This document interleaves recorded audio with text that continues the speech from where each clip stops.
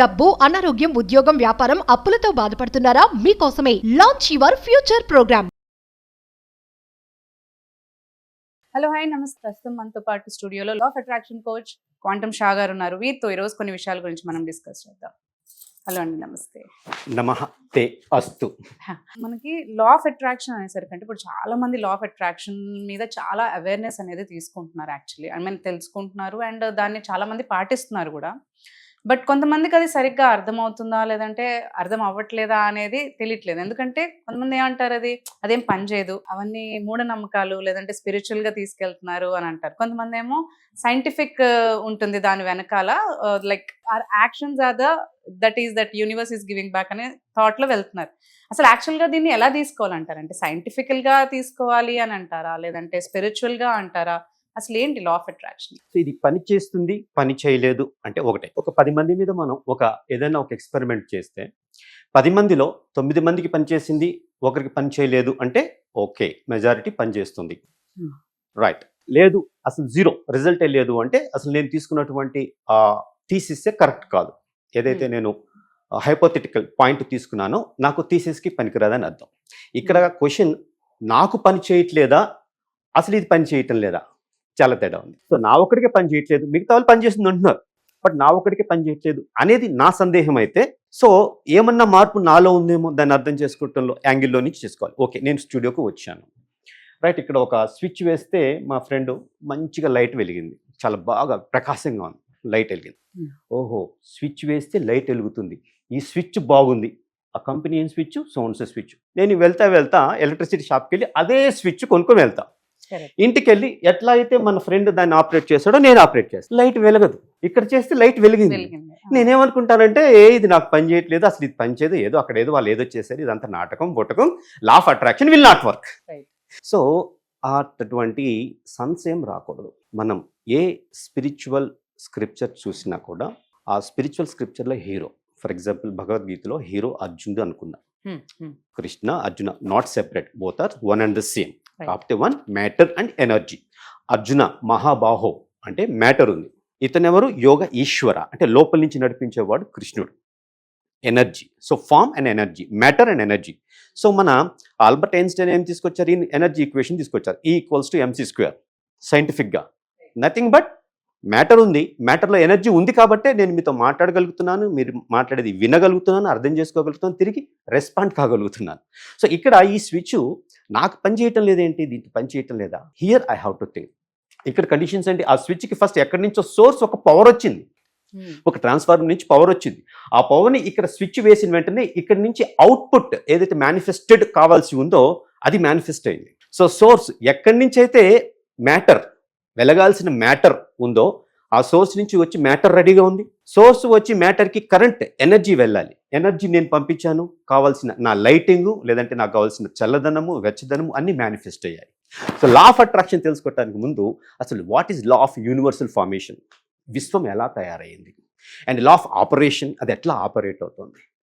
ఆ తర్వాత వస్తుంది లా ఆఫ్ పర్పస్, అసలు ఏంటి, ఈ సూర్యుడు ఏంటి, ఎందుకు వస్తున్నాడు, ఎందుకు పోతున్నాడు, చంద్రుడు ఏంటి, ఎందుకు వస్తున్నాడు, ఎందుకు పోతున్నాడు, భూమికి ఒక చంద్రుడు ఏంటి, జూపిటర్కి శాటర్న్కి అన్ని చంద్రుడులు ఏంటి ఇదంతా ఆపరేషన్, ఆ అడ్మినిస్ట్రేషన్. రాజయోగం అంటే వేరే ప్రపంచాన్ని వదిలేసి పారిపోయి చేసేది రాజయోగం కాదు. What is the politics of the universe, political administration of the universe, అది రాజకీయం. విశ్వం యొక్క రాజకీయం is nothing but political administration అనమాట. అది అర్థం కావాలి. ఆ తర్వాత వస్తుంది ఆ లా ఆఫ్ పర్పస్లో నాకే కాదు నా చుట్టుపక్కల వాళ్ళకి కూడా సంక్షేమం. ఎందుకంటే ఇక్కడ నేను సెపరేట్ కాదు, మీరు చాలా సెపరేట్గా నన్ను గ్రీట్ చేశారన్నారు స్టార్టింగ్లో, నమహతే అస్తు, దీంట్లోనే ఉంది లా of attraction. Excellent, thank you. ఆ జిజ్ఞాస కావాలి.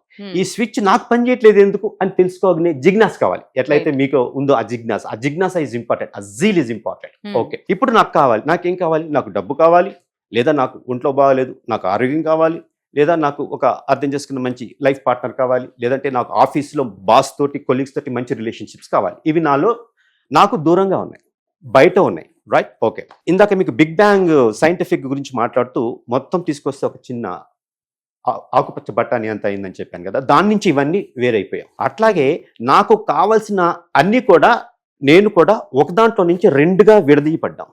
Hmm. 1909లో డాక్టర్ థామస్ యంగ్ అనేటటువంటి ఒక సైంటిస్టు డబుల్ స్లిట్ ఎక్స్పెరిమెంట్ చేశాడు. ఓకే. డబుల్ స్లిట్ ఎక్స్పెరిమెంట్ ఇది యాక్చువల్గా మన భారతీయ విధానాల్లో చూస్తే అర్ధ నారీశ్వర, సింపుల్. అర్ధ నారీశ్వర ఫోటో చూస్తే మనకి ఏదో అక్కడ కనిపిస్తుంది, మన కంటికి కనిపించేది కాదు, దాని లోపల ఇంకా ఏదో ఉంది. అంత డీప్గా వెళ్ళాలి. అది జ్ఞానం, అది జ్ఞానం. ఆ జ్ఞానం మనకి కావాలి, రైట్?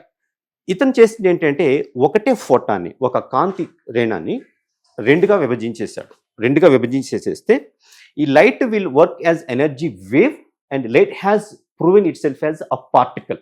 శక్తి అంటే ఏంటంటే ఇదంతా శక్తి నిండి ఉంది, దాన్ని మనం కొలవలేం, ఇంత ఒక చోట పెట్టలేం. కణాలు పార్టికల్స్ ఉన్నాయి అంటే ఏంటి, అదే శక్తిని ఉపయోగించుకొని పార్టికల్స్ మనకి పీరియాడిక్ టేబుల్లో హైడ్రోజన్, హీలియం, ఫెర్రం ఇలా ఉన్నాయి కదా, దాంట్లో ఏదో ఒక ఆటమ్ తీసుకొని ఒక ఫామ్ తయారైంది. ఒక కుర్చీ, దీంట్లో వుడ్ ఉంది, లేదా ఇది గోల్డ్ ఉంది, దీని పార్టికల్ ఉంది, దీంట్లో ప్రోటాన్స్ ఇన్ని ఉన్నాయి, ఎలక్ట్రాన్స్ ఉన్నాయి, దీని అటామిక్ నెంబర్, ఇవి ఉపయోగించుకొని ఒక పదార్థం తయారైంది, రైట్? నా చెయ్యి ఉంది అనుకోండి, నా చెయ్యి ఎట్లా తయారైంది? Some particles are there, right? దీనికి నేను కొలవగలుగుతాను. ఇక్కడ ఇది ఒక స్పేస్ అనేది ఆక్యుపై చేసుకుంటుంది. నెక్స్ట్ ఇక్కడి నుంచి నేను ఇక్కడికి ప్రయాణం చేయాలంటే కొంత టైం పడుతుంది, రైట్? ఇవి పార్టికల్స్. సో లైట్ కూడా ఏం చేసింది అంటే ఈ అబ్జర్వర్ ఎఫెక్ట్ అనేది బయటకు వచ్చింది. అంటే చూసేవాడిని బట్టే విశ్వము తయారు చేయబడుతుంది అనేది ఆ ఎక్స్పెరిమెంట్ ద్వారా తయారైంది. అక్కడ ఆ కాంతి ఎనర్జీ వేవ్ ఇతను చూసే విధానాన్ని బట్టి ఆ షేప్ గా పార్టికల్ గా తయారవుతుంది. అక్కడ షేప్ తీసేసుకుంటుంది. It has taken shape. తీసుకుందంటే ఏంటి, ఒక మ్యాటర్, ఇది ఇంత హైట్ ఉంది, ఇంత విడ్త్ ఉంది, దీన్ని పట్టుకోవచ్చు, పక్కన పెట్టచ్చు, దానికి ఒక రంగు ఉంది, కొలవచ్చు, ఇక్కడి నుంచి అక్కడికి వెళ్ళడానికి టైం పడుతుంది. These are the properties of a matter. దానికి ఒక డేట్ ఆఫ్ మ్యానుఫ్యాక్చరింగ్ ఉంటుంది, డేట్ ఆఫ్ ఎక్స్పైరీ కూడా ఉంటుంది. మనం కూడా మ్యాటర్ ఫిజికల్ గా, సో ఫిజికల్ గా మనకు ఒక డేట్ ఆఫ్ బర్త్ ఉంది, తర్వాతది కూడా ఉంటుంది ఫిజికల్ గా. బట్ మనం ఏదైతే తీసుకొని వచ్చామో దట్స్ అల్టిమేట్. మీరు అన్నారు ఈ నమస్తే అస్తు దో లా ఆఫ్ అట్రాక్షన్ ఏంటి అనేది. నాకు కావాల్సింది విడిపోయి ప్రతి మనిషిలో ఉంది అది. నాట్ ఓన్లీ మనిషి, ప్రతి క్రియేటెడ్ రాశిలో చర అచర, కదిలే కదలని, రైట్? కదిలే కదలని, సత్ అసత్. సత్ అంటే సత్యమని, అసత్యం అంటే అబద్ధమని కాదండి. సత్ అంటే మన కళ్ళు గ్రహించటానికి తయారైపోయిన ఒక షేప్. ఒక తుపాకీ నాకు కనిపిస్తుంది, అది సత్. ఇప్పుడు అది కనిపెట్టక ముందు అది అసత్, ఇంకా మేనిఫెస్ట్ కాల అంటే అప్పటికి తుపాకీ లేదని మీనింగ్ కాదు. అది అసత్ అంటే అన్మానిఫెస్టెడ్ లో ఉంది. ఇప్పుడు నాకు ఒక అవసరం ఉంది, నా దేశంలోకి శత్రు దేశస్తులు వస్తున్నారు, వాళ్ళ నుంచి నేను రక్షించుకోవాలి, నాకు ఒకటి అవసరం ఉంది, నా ప్రజల్ని నేను కాపాడుకు, నాకు ఒక రక్షణ ఉంది. ఆ సంకల్పంలో నుంచి పుట్టిందే ఒక ఇది సత్యము, అంటే మేనిఫెస్టెడ్ వన్. ఇప్పుడు నా కళ్ళకి అది నిజంగా కనిపిస్తోంది. ఎప్పుడైతే నా కళ్ళకి కనిపించక ముందే అది నాకు అవసరము, నా ప్రజలకు అవసరము, అందరికీ అవసరమని దాన్ని కనిపెట్టబోతున్నానని నమ్మానో, ఏది ప్రజలందరికీ కనపడక ముందు, నాకు కూడా కళ్ళకి కనపడక ముందు, అది విశ్వాసం. నా ఒక్కడి విశ్వాసంతో, నా ఒక్కడి మేనిఫెస్టేషన్ తోటి, నా ఒక్కడి లా ఆఫ్ అట్రాక్షన్ తోటి, నా ఒక్కడి కోసమే కాదు, అందరి కోసం, అందరూ బాగుండాలి, ఎందుకంటే వాళ్ళందరిలో నేను ఒకడిని కాబట్టి. ఆ లా ఆఫ్ అట్రాక్షన్ తోటి ఎప్పుడైతే అందరూ చూసారో, వాళ్ళు చూపించేది నమ్మకం. చూశాక ఓ ఇది తుపాకీ నన్ను శత్రువుల నుంచి రక్షిస్తుంది, అది నమ్మకం. ఆ నమ్మకం వాళ్ళకి వచ్చిందంటే ఎవరో ఒకరి ద్వారా ఒక విశ్వాసంతో అది వచ్చింది. శ్రద్ధ, విశ్వాస, భక్తి అనే ఒక 3 పదాలలో ఎంత శక్తి ఉందంటే అంత శక్తి ఉంది. అట్లాగే ఇప్పుడు నాకు కావాల్సినవన్నీ కూడా వేరైపోయి ఉన్నాయి. నా డబ్బు వేరైపోయింది, మీలో ఉంది, ఇంకొకరిలో ఉంది, ఇంకొక మనిషిలో ఉంది, అన్ని జీవరాశుల్లో, ఒక కుక్కలో ఉంది, ఒక పిల్లిలో ఉంది, అన్నిట్లో ఉంది, వేరైపోయింది. సో వాళ్ళ నుంచే నేను అట్రాక్ట్ చేసుకోవాలి. అది ఎప్పుడు సాధ్యం అంటే నాలో ఉన్నదేదో వాళ్ళకి అవసరమై ఉంది, అక్కడ వాళ్ళలో ఉన్నదేదో నాకు అవసరమైంది. ఇప్పుడు నాకు ఆకలి ఉంది, నాకు ఇడ్లీ కావాలి, నా అవసరం ఏంటి, నాకు ఇడ్లీ కావాలి, అది నా అవసరం. అక్కడ ఇడ్లీ తయారు చేసే వాళ్ళు ఉన్నారు, వాళ్ళకి డబ్బు అవసరం ఉంది. So we are exchanging. నా దగ్గర ఉన్న ఎనర్జీని మీకు ఎక్స్చేంజ్ చేసుకుంటున్నాను, మీరు ఉన్న ఎనర్జీని నాకు ఎక్స్చేంజ్ చేసుకుంటున్నారు. ఈ ఎనర్జీతో mutually we are operating law of attraction, mutually we are manifesting something, mutually we are benefiting. ఈ పరస్పరం don't tell law of attraction. అందుకే అంటారు పరోపకారార్థం ఇదం శరీరం, నా ఒక్కడి కోసం కాదు. దానికి దీనికి వద్దాం. నమః తే అస్తు అంటే నమస్తే, నమః తే అస్తు. భగవన్ విశ్వేశ్వరాయ, మహాదేవాయ, త్రయంబకాయ, త్రిపురాంతకాయ, త్రికాగ్నికాలాయ, కాలాగ్ని రుద్రాయ, నీలకంఠాయ, మృత్యుంజయాయ, సర్వేశ్వరాయ, సదాశివాయ, శ్రీమన్ మహాదేవాయ నమః. అంటే మీలో నేను ఎవరిని చూస్తున్నాను? శ్రీమన్. నాకు కావాల్సిన శ్రీమంతం ఏంటి? శ్రీ మీన్స్ నాకు కావాల్సిన విష్, మేబీ ఆరోగ్యం, maybe relationships, maybe money, maybe wealth. మీలో ఉన్న నన్ను నేను నమస్కరించుకుంటున్నాను. ఇంత గొప్ప మీనింగ్ దీంట్లో ఉంది. లా ఆఫ్ అట్రాక్షన్ దీంట్లో ఉంది. రైట్, మీరు ఇందాక అడిగారు కదా దీని గురించి, అది చెప్పి జస్ట్ విల్.